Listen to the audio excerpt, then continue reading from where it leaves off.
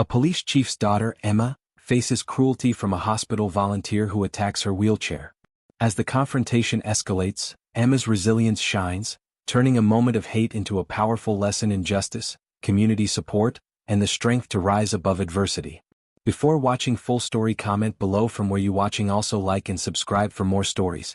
The automatic doors of St. Mary's Children's Hospital slid open with a gentle whoosh as I pushed my 8-year-old daughter Emma's wheelchair through the entrance.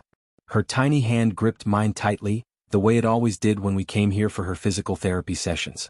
Emma had been born with spina bifida, and while she was the brightest, most determined little girl I'd ever known, navigating the world in a wheelchair came with challenges that broke my heart daily. "Daddy, will Dr. Martinez have stickers today?" Emma asked, her voice carrying that sweet hopefulness that made my chest tight with love and fierce protectiveness. "I'm sure she will, sweetheart," I replied, adjusting her favorite purple blanket over her legs. "Remember what we practiced about asking for help if you need anything while I'm in the waiting room?" Emma nodded seriously. At 8 years old, she already had more wisdom and patience than most adults I knew. 3 years as chief of police in our mid-sized town had shown me the worst of humanity, but Emma reminded me daily of the best. We made our way down the main corridor toward the pediatric wing. The hospital was busy today with families, medical staff, and visitors moving in both directions. I kept Emma's wheelchair close to the right side of the hallway, just as we always did, being mindful of others while ensuring she felt safe and confident. That's when I first saw her. A woman in her late 40s, perfectly coiffed blonde hair, designer handbag clutched like a weapon, and the kind of expression that screamed, "I want to speak to your manager," was standing near the information desk. She wore a badge that read Hospital Volunteer Coordinator, and was gesturing dramatically at a young nurse who looked like she wanted to disappear into the floor. "This is completely unacceptable," the woman was saying, her voice carrying across the busy hallway. "These people need to learn proper hospital etiquette. I've been volunteering here for 3 months, and I will not tolerate this chaos in my sections." I felt a familiar knot form in my stomach. In my line of work, I'd encountered plenty of people who believed their minor authority gave them the right to terrorize others. But this was a children's hospital. Surely even the worst of them would show some restraint here. I was wrong. As Emma and I continued toward the elevator, I noticed the woman's sharp gaze lock onto us. Her eyes narrowed as she took in Emma's wheelchair, and I saw her mouth purse in that particular way that meant trouble was coming. "Excuse me," she called out, her heels clicking rapidly against the linoleum as she approached us. "Excuse me, you can't block the hallway like that." I stopped, confused. We were clearly on the right side of the corridor, leaving plenty of room for others to pass. "I'm sorry, ma'am, but we're not blocking anything. We're just heading to the elevator." The woman's face flushed red. "Don't you dare lie to me. That wheelchair is taking up entirely too much space. This is a hospital, not a playground. You need to control your child and keep her out of the way of important people." My blood began to simmer, but I kept my voice calm. Years of police work had taught me to de-escalate situations, even when every instinct screamed at me to put someone in their place. "Ma'am, my daughter has every right to be here. We're going to her medical appointment, and we're not in anyone's way." Emma's hand tightened in mine. I could feel her shrinking back in her wheelchair, the confidence she'd been building over months of therapy sessions crumbling in the face of this woman's hostility. The protective fury that lived in my chest began to growl. "Don't you take that tone with me," the woman snapped, stepping closer. Her badge swayed as she jabbed a finger toward Emma. "I am a volunteer coordinator here, which means I have authority over situations like this. That child is disrupting the flow of traffic, and you are being deliberately difficult." "Karen, what's going on here?" A gentle voice interrupted the escalating confrontation. Dr. Martinez, Emma's physical therapist, approached with a concerned expression. She was a kind woman in her 30s who had worked miracles with Emma's confidence and mobility. "Dr. Martinez." The woman, apparently named Karen, turned toward her with a saccharine smile that didn't reach her eyes. "I'm so glad you're here. I was just explaining to this gentleman that wheelchairs need to be properly managed in the hospital corridors. We can't have them taking up excessive space and blocking important foot traffic." Dr. Martinez looked between Karen and us, her confusion evident. "I'm not sure I understand.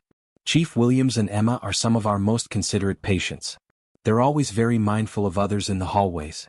Karen's eyes went wide, and for a moment, I thought she might back down upon learning my profession. Instead, her face grew even redder with indignation. "Chief Williams?" she repeated, her voice dripping with skepticism. "Chief of what, exactly?" And even if that's true, it doesn't give his child special privileges to disrupt hospital operations. Emma's small voice cut through the tension. Daddy, I don't want to cause trouble. Maybe we should go home. The defeat in my daughter's voice shattered something inside me. This was supposed to be a place of healing, where Emma came to grow stronger and more confident. Instead, this woman was making her feel like a burden, like her very existence was an inconvenience to others. We're not going anywhere, sweetheart, I said firmly, squeezing her hand. You have just as much right to be here as anyone else. Karen's face twisted with rage at being defied. How dare you? I have been volunteering at this hospital for months, donating my valuable time to help people, and I will not be spoken to this way by some lying parent and his attention-seeking child. Ma'am, I said, my voice dropping to the deadly calm tone I used with the worst criminals, I'm going to ask you once to step back and lower your voice. You're frightening my daughter. I'll do no such thing. Karen shrieked, taking another step closer to Emma's wheelchair. This child needs to learn that the world doesn't revolve around her and her disability. She can't just wheel around wherever she wants, taking up space and expecting special treatment. That's when she made the biggest mistake of her life. In her fury, Karen reached out and grabbed the armrest of Emma's wheelchair, giving it a sharp jerk backward. Emma cried out in surprise and fear as the sudden movement caused her to lose her grip on the armrest. She tumbled sideways, her small body hitting the floor with a sound that will haunt my nightmares forever. But Karen wasn't done. As Emma lay on the cold hospital floor, tears streaming down her face, Karen raised her foot and brought it down hard on Emma's leg, the leg that already had limited feeling due to her spina bifida. Maybe now you'll learn to stay out of the way. Karen snarled. The world went red. Everything that happened next felt like it occurred in slow motion and lightning fast simultaneously. I heard Emma scream of pain and terror. I heard my own voice roaring with a fury I didn't know I possessed. I heard Dr. Martinez crying out for security and medical assistance. And I heard Karen's gasp of shock as I moved between her and my daughter with the speed and precision of someone trained to protect and serve. Get away from my child, I said, my voice so low and dangerous that Karen actually stumbled backward. Get away from her right now. She was blocking. Karen stammered, suddenly seeming to realize the magnitude of what she'd just done. Daddy. Emma's cry snapped me back to what mattered most. I dropped to my knees beside her, my hands shaking as I checked her for injuries while Dr. Martinez called for a medical team. I'm here, baby girl, I'm here, I whispered, carefully helping her sit up. Are you hurt? Where does it hurt? My leg, Emma sobbed, pointing to where Karen had stomped on her. It hurts, Daddy. Why did she hurt me? I was being good. The raw confusion and pain in my daughter's voice nearly broke me. She couldn't understand why someone would deliberately hurt a child, especially one who had already been dealt such challenges by life. Her innocence was being shattered in real time, and there was nothing I could do to protect her from this moment. You were being perfect, sweetheart, I assured her, gently checking her leg for obvious damage. This wasn't your fault. None of this was your fault. A medical team arrived within minutes, carefully examining Emma while I held her hand and tried to keep my rage contained. Karen had backed away but was still standing nearby, her face pale as she seemed to finally grasp what she'd done. Is she okay? Dr. Martinez asked quietly as the medical team worked. Her leg is bruised but not broken, one of the doctors reported. We'll want to do some x-rays to be sure, and she's going to be sore for a while. The bigger concern is the emotional trauma. Emma was still crying, clinging to my hand like a lifeline. Daddy, I don't want to come back here anymore. I don't like it here. My heart shattered completely. This place had been Emma's path to independence and confidence. Now it would forever be associated with cruelty and pain. Officer Johnson? A familiar voice called out. I looked up to see Detective Sarah Chin, one of my best officers, approaching quickly. Someone had called the police and dispatch had sent her when they heard my name. Chief Williams, she said formally, though her eyes were soft with concern as she took in Emma's tear-stained face. We received a call about an assault on a minor. What do you need me to do? I looked over at Karen, who was now wringing her hands and looking around desperately as if searching for an escape route.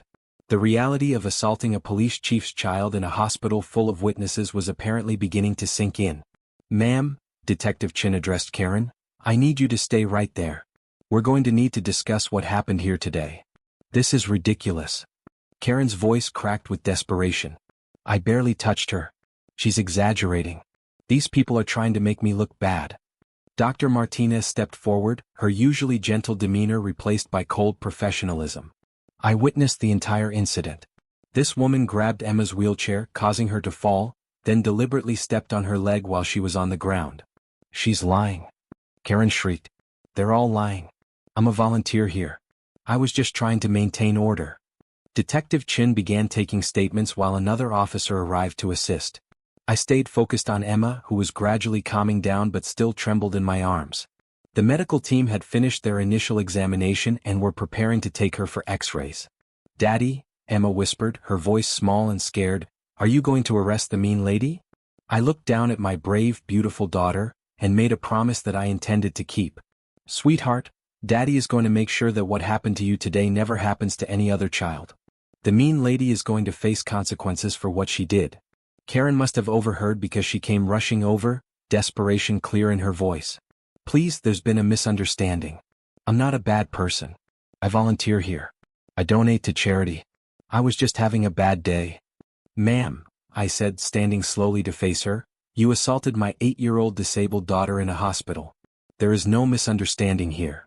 But I didn't mean to really hurt her. Karen wailed. I was just trying to teach her a lesson about respecting others. Kids these days are so entitled. The officers present exchanged glances. In all my years of law enforcement, I'd rarely seen someone dig their own grave so efficiently. You were trying to teach a lesson, Detective Chin repeated slowly, by pulling an 8-year-old out of her wheelchair and then stomping on her leg?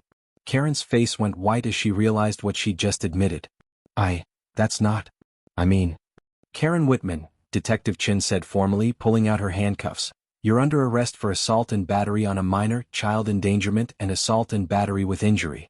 You have the right to remain silent. As the Miranda rights were read, Karen's demeanor completely collapsed.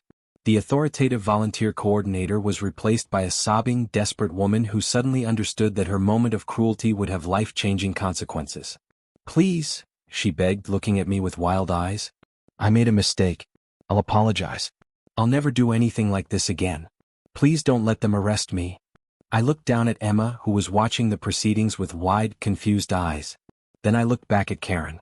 Ma'am, I said quietly, when you grabbed my daughter's wheelchair, you made a choice. When you knocked her to the floor, you made another choice. And when you deliberately stepped on a disabled child who was already hurt and scared, you made a third choice. Those weren't mistakes. Those were decisions. And decisions have consequences. Karen was led away in handcuffs, her sobs echoing down the hospital corridor. Emma watched silently, then looked up at me. Daddy, why was she so mean to me? I knelt down beside her wheelchair, they'd helped her back into it after the medical examination, and took her small hands in mine.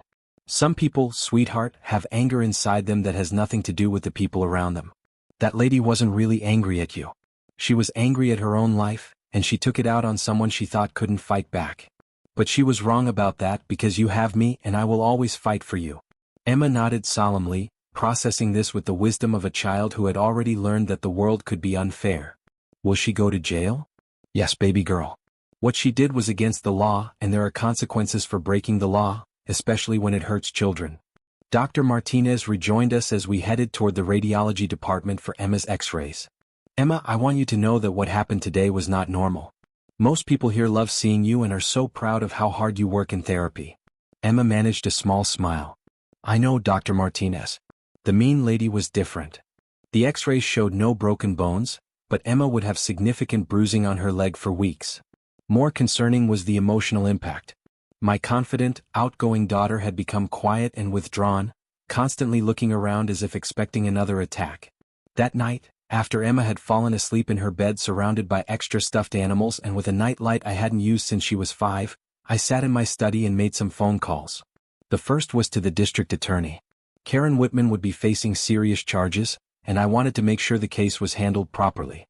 As a police chief, I would recuse myself from any direct involvement, but as Emma's father, I would be present for every court proceeding.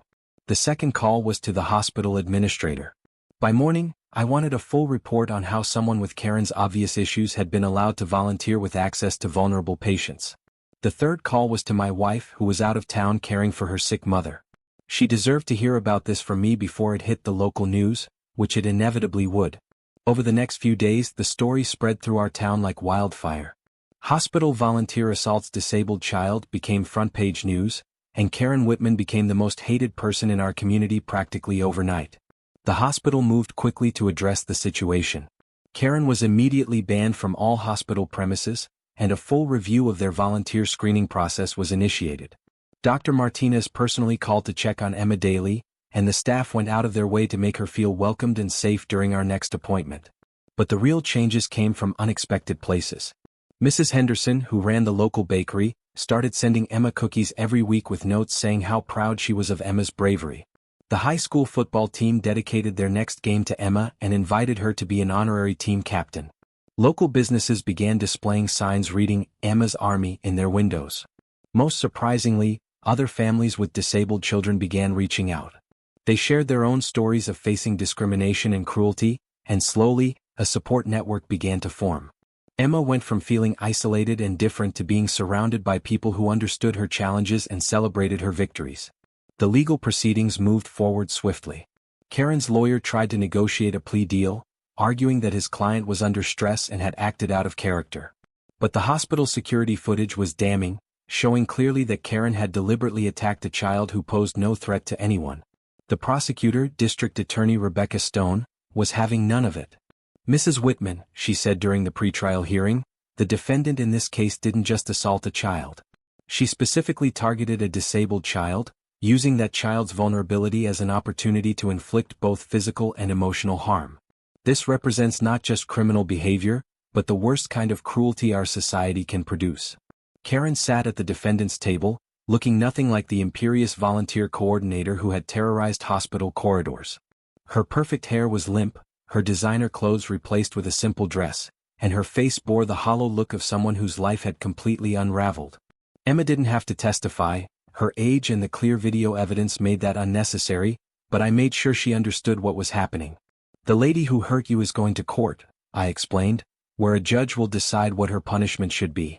You don't have to see her or talk to her, but you should know that people are making sure she can't hurt any other children." Emma considered this carefully. "Will she learn to be nicer?" "I hope so, sweetheart. Sometimes people need to face big consequences before they understand how much they've hurt others." The trial lasted 3 days. Witnesses included Dr. Martinez, several hospital staff members, other patients who had seen Karen's previous aggressive behavior, and Detective Chen. The security footage was played in court, and I watched the jury's faces as they saw Karen deliberately stomp on my fallen daughter. I had to leave the courtroom during that part. Even weeks later, seeing Emma hit the ground and cry out in pain made my vision go red with protective fury. Karen's defense attorney tried to paint her as a dedicated volunteer who had simply reached a breaking point, but the evidence was overwhelming. Multiple hospital staff members testified about her increasingly aggressive behavior toward patients and families. Her own words, caught on the hospital's security audio, damned her beyond any doubt. "Maybe now you'll learn to stay out of the way," had been played over and over, each repetition driving home the deliberate cruelty of her actions. The jury deliberated for less than 2 hours. On the charge of assault and battery on a minor, we find the defendant guilty. On the charge of child endangerment, we find the defendant guilty. On the charge of assault and battery with injury, we find the defendant guilty. Karen collapsed in her chair, sobbing. Her family, who had supported her throughout the trial, looked devastated. I felt no satisfaction in their pain, but I felt justice for my daughter. At sentencing, Judge Patricia Morrison was uncompromising. "Mrs. Whitman, in my 30 years on the bench, I have rarely seen such a clear case of an adult deliberately targeting a vulnerable child. Emma Williams was guilty of nothing more than existing in a public space while disabled. Your actions were not only criminal but represented a fundamental failure of human decency." Karen was sentenced to 18 months in prison, followed by 3 years of probation, 500 hours of community service working with disabled individuals, and mandatory anger management counseling. She was also required to pay for all of Emma's medical expenses and emotional therapy costs. Most importantly to me, she was banned from any volunteer work involving children or vulnerable populations for the rest of her life. As we left the courthouse, Emma looked up at me with those wise 8-year-old eyes. "Daddy, do you think she's sorry now?" I thought about it carefully before answering. "I think she's sorry she got caught and sorry she's going to jail. Whether she's truly sorry for hurting you? I hope so, but I'm not sure." Emma nodded thoughtfully. "I hope she learns to be kinder. Maybe after she thinks about it for a while, she'll understand why what she did was wrong." My daughter's capacity for forgiveness amazed me, but I wasn't ready to match it. Karen Whitman had attacked my child, had tried to break her spirit, had made her feel unwelcome in a place where she was supposed to heal and grow stronger. The consequences she faced were appropriate, but they would never undo the fear I'd seen in Emma's eyes that day, or erase the memory of my daughter asking why someone would hurt her when she was being good. 6 months later, Emma was back to her confident self. The support from our community had helped her understand that most people were kind and that what Karen had done was abnormal. She returned to physical therapy with enthusiasm, and even asked Dr. Martinez if she could help welcome new patients who seemed scared or nervous. I could tell them that most people here are nice, Emma suggested, and that the mean people get arrested. Dr. Martinez agreed, and Emma became an unofficial junior ambassador for the pediatric wing, her bright smile and positive attitude helping other children feel more comfortable. Karen served her full sentence. I heard through legal channels that she struggled significantly in prison, apparently unused to being treated with the same disrespect she had shown others. Her appeals were denied, and she served every day of her 18-month sentence. When she was released, she was required to begin her community service immediately. Ironically, she was assigned to work at a center for disabled adults, where she would spend the next several years learning exactly what she had tried to diminish in my daughter. I never spoke to Karen Whitman again, but Detective Chin, who monitored her probation compliance, told me that the experience had genuinely changed her. Working daily with disabled individuals, seeing their struggles and triumphs, had apparently awakened empathy she'd never possessed before. She asks about Emma sometimes, Detective Chin mentioned during one of our regular professional meetings. Not in a way that violates the restraining order, but I think seeing what these folks at the center accomplish every day has made her realize what she tried to destroy in your daughter. I didn't respond to that. Karen's redemption, if it was genuine, was between her and her conscience. My concern was and would always be Emma's well-being. 2 years after the incident, Emma was chosen to speak at a conference for families of disabled children. Standing at the podium, barely tall enough to see over it even with her wheelchair raised to its highest setting, she spoke with the wisdom of someone far beyond her 10 years. Sometimes people are mean to us because they don't understand us, she said, her clear voice carrying across the packed auditorium.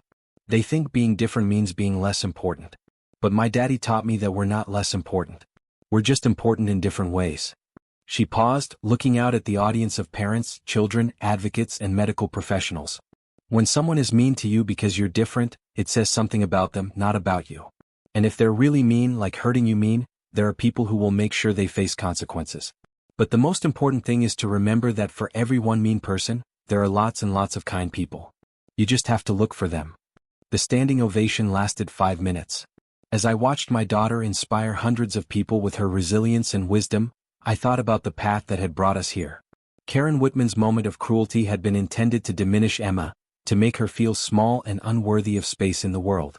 Instead, it had revealed Emma's incredible strength and brought our community together in support of all its most vulnerable members. The hospital had implemented new policies protecting patients from volunteer misconduct. Local schools had started disability awareness programs.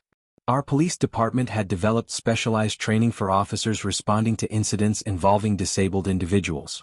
Karen had tried to push Emma out of the way to make her invisible and ashamed. Instead, she had made Emma shine brighter than ever before. That night, as I tucked Emma into bed, she looked up at me with a question I'd been expecting for 2 years. "Daddy, do you think the mean lady learned to be kind?" I sat on the edge of her bed, considering how to answer. "I think she's learning, sweetheart. Sometimes it takes people a very long time to understand how their actions affect others. But whether she learns or not, what matters is that you never let anyone make you feel like you don't belong in this world." Emma smiled, the same bright smile that had charmed doctors, inspired community members, and given me strength during the darkest moments of our ordeal. "I know I belong, Daddy. And if anyone tries to tell me I don't, I'll remember that I have you and Dr. Martinez and Mrs. Henderson's cookies and the football team, and everyone else who thinks I'm important just the way I am." As I turned off her light and closed her door, I reflected on the strange way justice had worked in our situation. Karen Whitman had received the legal consequences she deserved, but the real justice had been Emma's triumph over the cruelty she'd faced. My daughter had been knocked down, literally and figuratively, by someone who believed disabled children should stay out of the way. Emma had gotten back up, stronger and more confident than before, surrounded by a community that celebrated her presence rather than resenting it. Karen had tried to teach Emma to stay out of the way. Instead, Emma had learned to take up exactly as much space as she deserved, which was all the space she needed to shine. And that, I realized, was the most complete victory of all.